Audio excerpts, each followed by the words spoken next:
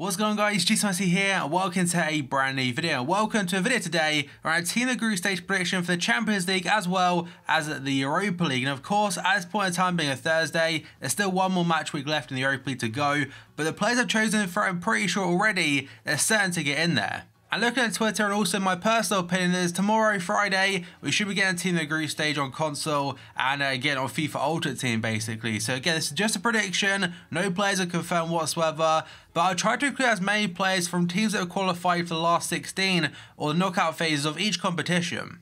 So before we get any further, as always, if you enjoyed this video or found it helpful, show your support by leaving a like rating, that'd be absolutely awesome. If you're new to my channel, make sure to press the subscribe button for more, and the comment section below, at this squad I'm going to show you today, what player interests you the most? Let me know down below in the comment section. I also want to say very quickly, it's actually pretty difficult making a squad of 23 players regarding like two competitions, like I said before, Champions League and Europa League. There were a lot of very good players in the group stage, so some players will miss out, but at the very end of the video I'll cover the players that just missed out, like honourable mentions.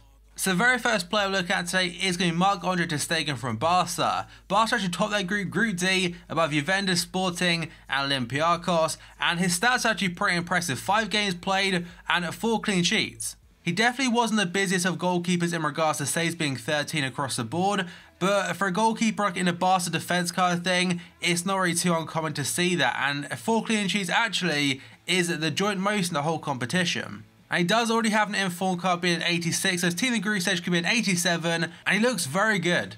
The first defender is going to be Joshua Kimmich of Bayern, and to be fair to him, he's broken into the Bayern team, held his own spot down, and it also translates to the national team of Germany as well. I think right now, currently holds the record, or one of the records, for a certain amount of games in a row starting. So Bayern finished second in Group B behind Paris Saint-Germain, who are currently one of the favourites to win the Champions League as a whole. Like I said before, they came second, third was Celtic, and the fourth was Anderlecht. His stats were 5 games played, including 1 substitute appearance, 447 minutes, 2 goals, 2 assists, and a 7.13 average match rating. And the 86 on the left hand side of the screen I believe is already a second in form, so this one will be a third special item already at the very start of December. Next up, we've got John Stones from Manchester City, and last season's very first season for City, after a massive money move from Everton, he got a lot of stick from the media and whatnot, and he wasn't really playing too well. But this season under Pep, he's definitely turned it around, playing some incredible football at the back, and it definitely suits their style of play. And in the Champions League, it's translated into some very good stats. In fact, 4 games played, 360 minutes, 3 goals, so 3 goals in 4 games is great, and an 8.18 average match rating, the 8th highest in the whole competition. And Man City top Group F above Shakhtar Donetsk, Napoli and Feyenoord. So Napoli going to the Europa League now, and Shakhtar going into the knockout stages. And its potential item could go from a 79 to an 83 in my opinion, and a very usable centre back. Good pace about him, good defending, good physical, but importantly, or as important in my opinion, good dribbling and good passing. Then we move on to former Real Madrid defender Pepe, now playing for Turkish giants Besiktas. So they actually finished top of Group G, in a very difficult group in fact, 4 very good teams in there being FC Porto, then 3rd place was Leipzig, and 4th place was Monaco, the current champions of French football. So Besiktas top in that group with 14 points and unbeaten, 4 wins, 2 draws, 0 losses. And they only considered 5 goals in the whole competition, which if I'm correct, actually one of the lowest in total out of every single team partaking in the group stages. And Pepe, he's part of that solid defence. He didn't get a goal or assist in the 5 appearances total of 450 minutes, but did get a good match rating of 7.48. And the final defender we've got in the starting 11 is going to be Daley Blind from Manchester United. And his stats in total, 6 games played, 540 minutes, 1 goal, 1 assist, and a 7.45 average match rating. United top Group A in first place above Basel. We've got CSKA Moscow and Benfica. Benfica actually ended on 0 points. And Daley Blind, of course, was very consistent throughout the whole group phase. But his position, I've gone the left back because I think out of the 6 games he played, 4 of them were playing in the left back role. But the last 2 games of the group stages, I believe he was playing centre back. And next up, we've got one of the signings of the summer being Mohamed Salah of Liverpool. And of course, yesterday, Liverpool absolutely demolished Spartak Moscow 7-0. And in total, they scored 23 goals in the group stages, only 2nd behind Paris Saint-Germain. And despite the fact we've only just started December, Salah, he's already on 18 goals for Liverpool in all competitions. And his stats in the Champions League were 6 games played, 487 minutes, 5 goals, 1 assist, and an 8.29 average match rating, the 5th best in the whole competition. And as you can see on the left hand side, his current FIFA 17 best item is an informed card which is a striker or a wants to watch 86 rated right winger. And technically he's currently the favourite to win player of the month, which could also be tomorrow. And I'm expecting that to be an 88 rated card. Now, will that affect his team in group stage position?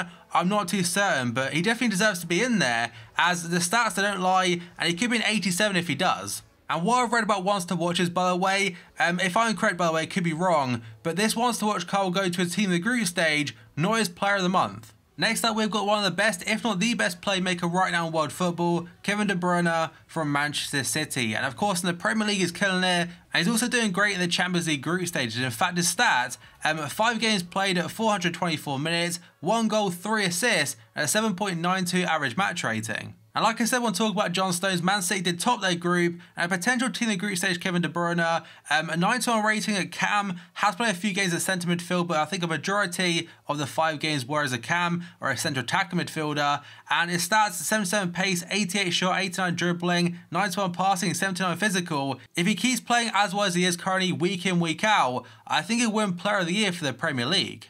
Another Belgian on great form right now is going to be Eden Hazard at Chelsea, and a different position for him. Like last couple of years we've been used to seeing him as a left midfielder or left winger, whereas recently under Antonio Conte he's been playing centrally as a second striker, a striker, or even a cam. So the position I've gone with is centre forward. He's a joy to watch right now, and his stats in Champions League so far are 5 games played, 1 sub appearance, 439 minutes, 3 goals, 2 assists, and an 8 average match rating, being the 12th best in the whole competition. And Chelsea were in Group C alongside Roma, who finished top, I believe on head-to-head versus Chelsea. Atletico Madrid in 3rd, so they go into Europa League now. And Qarabag, they finished bottom. Next up, we've got the world's most expensive footballer, Paris Saint-Germain's Neymar, who finished top of Group B above Bayern, Celtic, and Anderlecht. And Neymar's individual performances for PSG, they were absolutely sublime. In fact, his stats were 6 games played, 540 minutes, 6 goals, 3 assists, and a 9.24 average match rating across the 6 games, the best in the whole competition.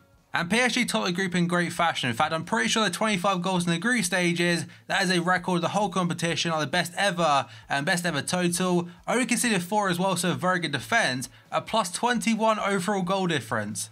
And the same as Mohamed Salah, also has a once to watch card, which should be upgraded to a 93 from a 92. The first striker is going to be Harry Kane from Tottenham, and to be fair to Spurs and him, they finished top of their group, which to be fair, Group H, when the draws were made like a couple of months back, it was considered the group of death because it's alongside Real Madrid, Borussia Dortmund and Apoel. Okay, the bottom team, not so much, but Real Madrid and Dortmund, it'd been very hard to top that group at the very start. But Tottenham done it, they won the group by 3 points on 16 points in total, 5 wins, 1 draw, 0 losses, 15 goals scored and just 4 conceded. And Harry Kane, as he always does, whatever competition it is, he scored goals. He played 5 games total, 417 minutes, 6 goals, 2 assists, and an 8.54 average match rating, the second best in the whole competition. I think I've actually worked this out wrong, by the way, because Harry Kane is left-hand side card as a player of the month. I've given 90 rated team in the group stage, and realistically, that would be like an 88 or an 87. And the final player of the starting 11 is Cristiano Ronaldo from Real Madrid, who finished second just behind Spurs, like I mentioned a second ago, in Group H. But Ronaldo himself, I'll give him a record breaker card, I'll explain that in just a moment. His stats are great. 6 games played, 540 minutes, 9 goals, 1 assist, and an 8.44 average match rating, the 3rd highest. And if you look at the chart of most goal contributions in the group stage, Ronaldo, of course, was first on 10. There's Roberto Firmino on 9 and Neymar on 9, and Harry Kane 4th with 8. So Ronaldo topped that one. The reason I've given a record breaker item and a striker, by the way, which should be his position either way if he gets a team in the group stage or a record breaker, is because Ronaldo became the first player ever to score in each of the 6 Champions League group matches. I think he also broke a second record, by the way. I'm not sure it completely was, like the actual factual one of it, but I think it's on the lines of like most goals scored in a calendar year in the Champions League. By the way, a striker Ronaldo about a month or so away from a team of the year, he'll probably worth like 3 or 4 mil. And now moving on to the bench reserves, I'm probably going through these players a little bit quicker as I've got like 12 more players to get through. So first I've got Hugo Lloris, the goalkeeper, obviously from Tottenham, and in fact the 3rd player away from Group H. So Spurs, like I said before, only considered 4 goals the whole competition. He played 5 of the 6 games, 450 minutes, 21 saves, so 8 more saves compared to ter Stegen in the starting 11. Only the 1 clean sheet overall, but to be fair, they were playing Real Madrid, they were playing Borussia Dortmund, and he made some incredible saves throughout them games. And he also had a 7.41 average match rating, I believe, the best out of any goalkeeper.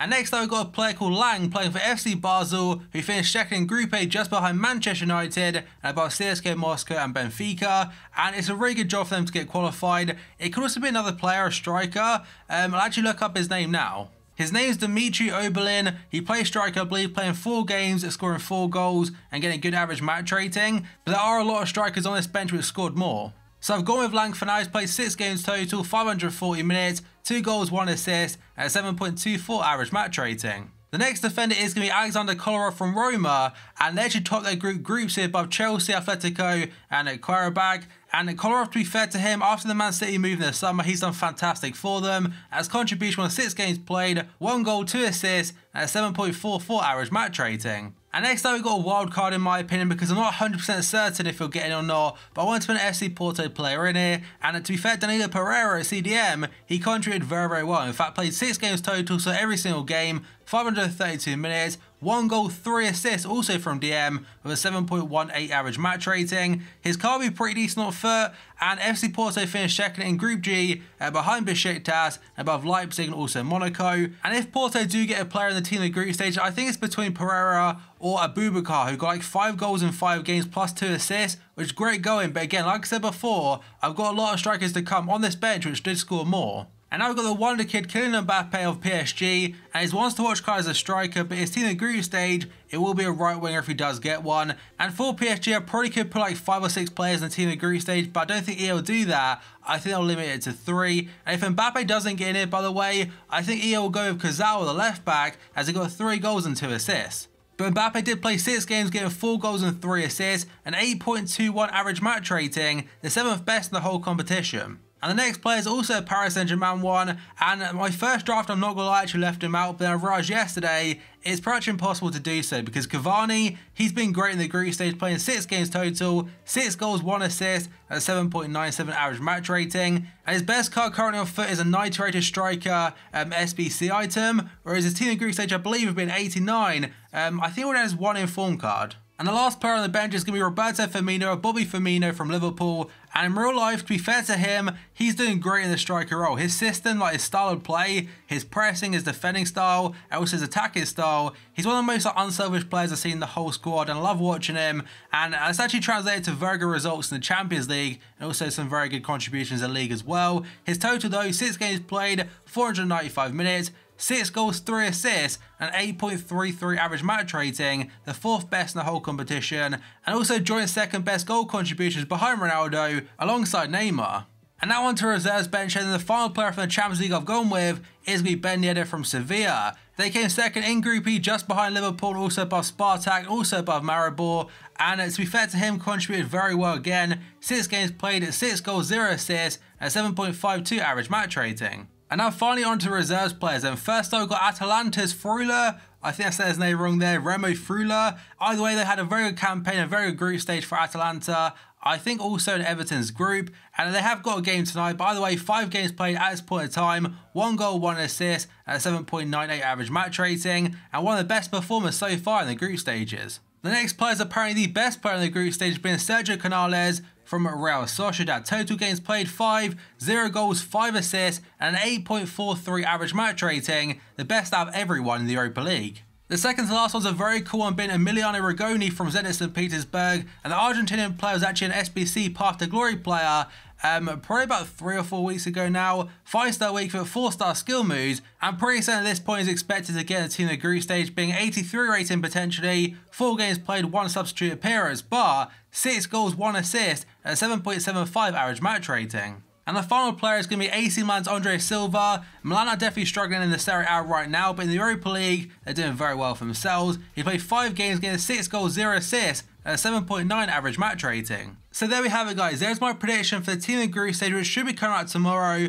if all the calendars and that are right. Some great players in there. We've got likes of Ter Stegen, we have got Salah, Kevin De Bruyne, Hazard, Neymar, Harry Kane, Ronaldo. On the bench, Cavani, Mbappe, Roberto Firmino. There are so many usable cards there. Even Lang as a substitute at centre mid, he'd do really well. I've also done a list, by the way, of players that I think probably could get in there, but I've not covered in this video so far. I've got Dele Alli. He didn't really play enough in my opinion. I think he played 3 games total. We've got Davinson Sanchez, Abubakar, Kazawa, Tolisso, Talisca, Tosun from Besiktas, I think that is. And there probably are a couple more that could sneak in there. But let me know your thoughts down below in the comment section on this prediction. What player you're most looking forward to using. Also remember, if you're new to my channel, make sure to press the subscribe button for more. And if you enjoyed the video, show support by leaving a like rating. So thank you for watching this video, and I'll see you next time.